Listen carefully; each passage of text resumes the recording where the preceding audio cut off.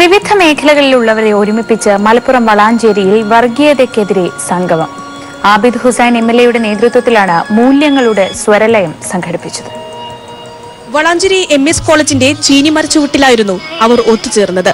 വർഗീയതയ്ക്കെതിരെയും വേർതിരിവുകൾക്കെതിരെയും കലകൊണ്ട് മനുഷ്യ മനസ്സിൽ നന്മ പകരുക എന്നതായിരുന്നു പരിപാടിയുടെ ലക്ഷ്യം. സാമൂഹ്യ സാഹിത്യ സാംസ്കാരിക മേഖലകളിലെ പ്രമുഖരാൽ സമ്പന്നമായിരുന്ന ചീനിമരച്ചുവട് പല സാമൂഹ്യ പ്രശ്നങ്ങൾക്കെതിരെയുള്ള താക്കീത് കൂടിയായിരുന്നു.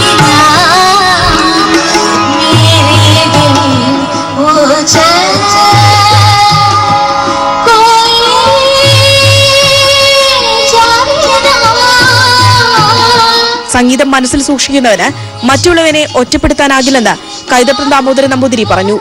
തമിഴ്നാട്ടിൽ നിന്നെത്തുന്ന കീടനാശിനിയുള്ള പച്ചക്കറികളുടെ ഉപയോഗം മൂലം കേരളത്തിലെ മുഴുവൻ ജനങ്ങളും എൻഡോസൾഫൻ ബാധിതരെ പോലെയാകുമെന്നായിരുന്നു തമിഴ്നാട്ടിൽ നിന്നെത്തിയ ജൈവ കർഷകൻ തിരുമൂർത്തിയുടെ ആശങ്ക. കോട്ടകൽ MLA ആബിദ് ഹുസൈൻ തങ്ങളാണ് എല്ലാവരെയും ഒരുമിപ്പിച്ചത്. ഇങ്ങനെ ഒരു സംഗമം ഉണ്ടാക്കാൻ ഒരുപാടേറെ ആളുകൾ ഇതിന്റെ പിന്നിൽ പ്രവർത്തിച്ചുകൊണ്ടിരിക്കുകയാണ്.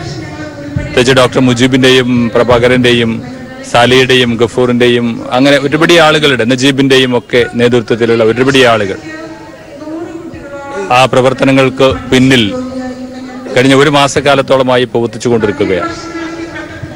ഉദ്ദേശിക്കുന്നത് കാലഘട്ടത്തിന് അന്യമായി കൊണ്ടിരിക്കുന്ന ഒരു പരസ്പര ബന്ധത്തെ കൂട്ടിയിണക്കാനും കൂട്ടിയോജിപ്പിക്കാനും അകൽച്ചകളില്ലാതെ അകലങ്ങളില്ലാതെ മനുഷ്യനൊന്നിക്കാൻ കഴിയും, അതിന് ഔദ്യോഗിക പരിവേഷമില്ലാതെ ഒരുമിപ്പിക്കാൻ കഴിയും എന്ന് തെളിയിക്കുകയാണ് ഈ കൂട്ടായ്മയിലൂടെ.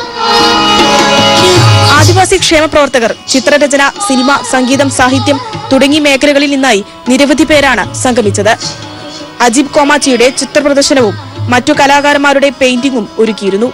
മാതൃഭൂമി ന്യൂസ്, തിരൂർ. നല്ല വാർത്ത പൂർണ്ണമാവുന്നു.